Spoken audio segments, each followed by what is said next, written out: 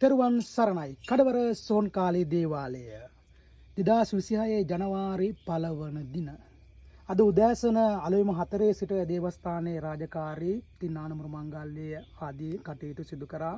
ඉතින් මුරුතැන් පූජාව සිදු කරා.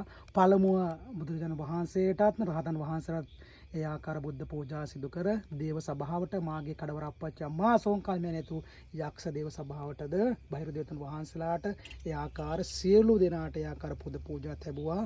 ඒ වගේම තමයි අද හවස ඉතාලියේ ඉන්න රටේ දරුවෙක් රාජකාරී බාර දුන්නා. තමන්ගේ ස්වාම පුරුෂයා දැන් එන්නේ වෙනස් අතට හැරීගෙන යනවා, වෙන සම්බන්ධතාවයකුත් පවත්වනවා. ඒ ආකාරයි කියලා. ඉතින් අද දිනේ ඒ දරුවාගේ ඉතාලියේ සිටින දරුවාගේ රාජකාරියත් අද දින සිදු කරා. ඒ ආකාරයි මාහට රාජකාරියක් බාර දුන්නොත් හොඳින් හෝ නරකින් ඒ දේ ඉටු කර දෙනවාමයි. ඒකයි කඩවර සෝන්කාලී දේවාලයේ වෙනස. තෙරුවන් සරණයි.